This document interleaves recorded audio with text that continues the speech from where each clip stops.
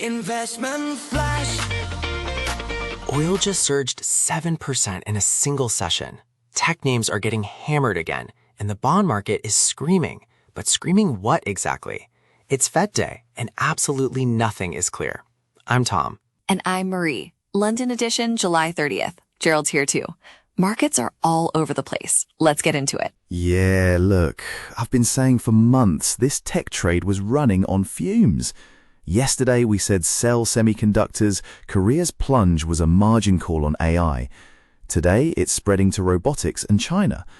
But Tom, your buy China equities call from yesterday, it might get tested today with all this retaliation talk. Gerald, let's start with the one thing actually working. Oil. The Strait of Hormuz is closed. LNG costs are spiking $1 billion extra for Pakistan and Bangladesh, and Aramco is rethinking Asia pricing. The U.S. oil fund, ticker USO, up 7.3% last session. Buddy, this is a supply shock. Right, but it's not demand, is it? It's a temporary bottleneck. I mean, USO's still 16% below its 52-week high. You're chasing a geopolitical headline, not a structural move. Hold on, both of you. Bloomberg's reporting two separate stories, the LNG pain and Aramco's pricing shift. This isn't one cargo ship, it's a sustained closure. Energy markets are tightening, and that feeds into every other signal group today. Inflation, bonds, dollar. This is the threat. Exactly. Natural gas is still 42% below its high. The U.S. natural gas ETF, UNG, could get a serious bid if LNG keeps jumping. Catch-up trade. All right, but then look at who gets hurt. Pakistan's economy is getting hammered. $1 billion in extra LNG costs. The PAC ETF might be near its 52-week high, but it's walking on thin ice. If you're bullish energy, you're bearish net importers like Pakistan. That's the nuance. But the energy story feeds the anti-tech rotation too.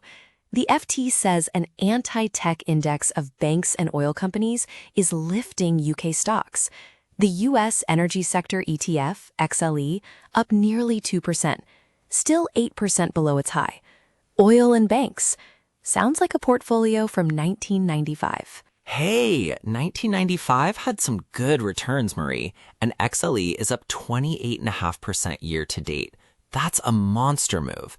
Value is back, buddy. Banks, energy, all of it. KBE, the bank ETF, up over 1% this week, near its 52-week high. This is the rotation we've been waiting for. 28%, sure, but it's still 8% below its high. And UK stocks, I mean, the data's thin, but if tech keeps selling off, the FTSE's heavy weight in oil and banks could keep outperforming. Honestly, Tom, your enthusiasm is always priced for perfection. Oh, come on. You've been telling me about value since 2022. I finally get on board and you're still poking holes? Fair enough. But the rotation is fragile, built on oil supply fears and trade tensions. One ceasefire or Fed pivot and growth stocks rip back. Not so fast, Gerald. If the Fed hikes and sounds hawkish, inflation expectations could anchor, and that might actually support value over growth. High energy costs feed inflation, so a determined Fed keeps value in favor. The anti-tech trade isn't just a geopolitical fluke. Speaking of tech tensions, China is threatening retaliation over the U.S. humanoid robot ban. That's a direct hit to robotics and AI. The robotics ETF, BOTS, down over 8% year to date, another 2% this week. And FXI, China large caps, down 9%. This could escalate fast.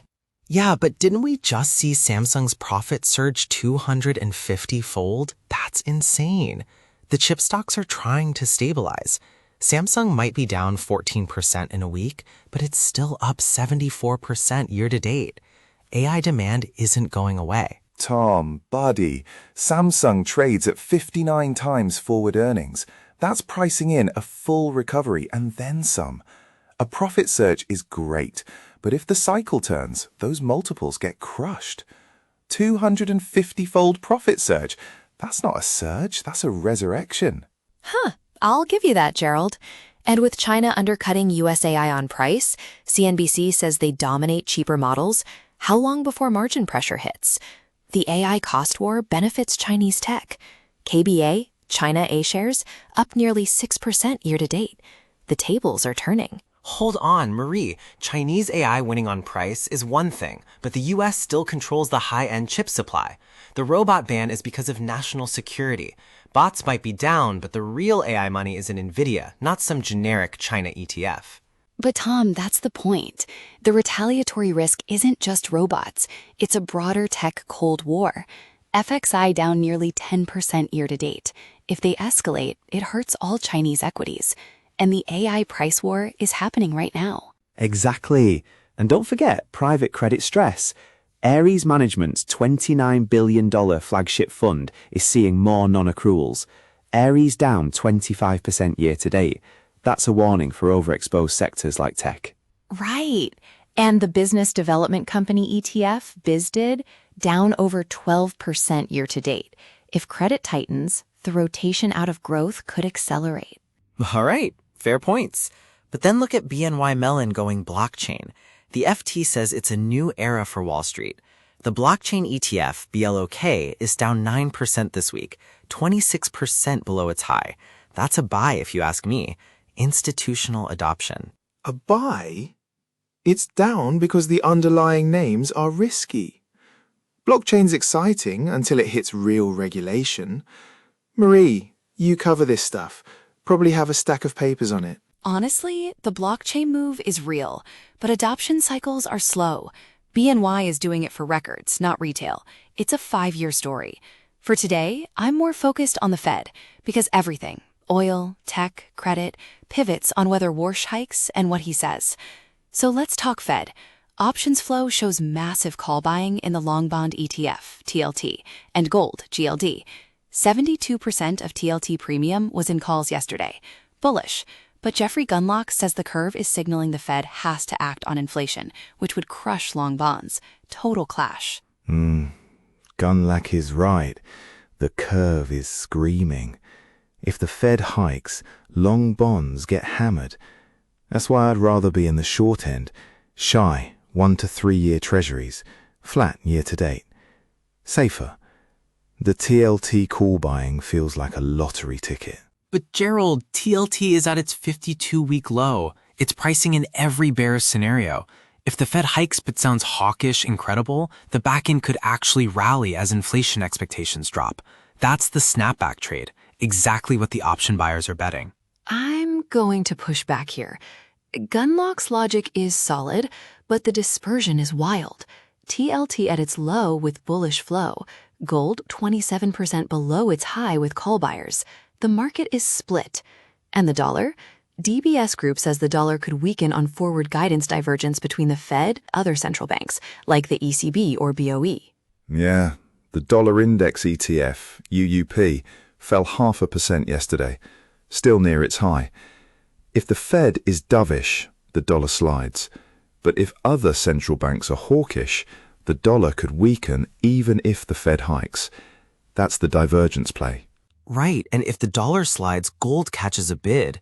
GLD is still 27% below its high, and with all this central bank uncertainty, it's a safe haven.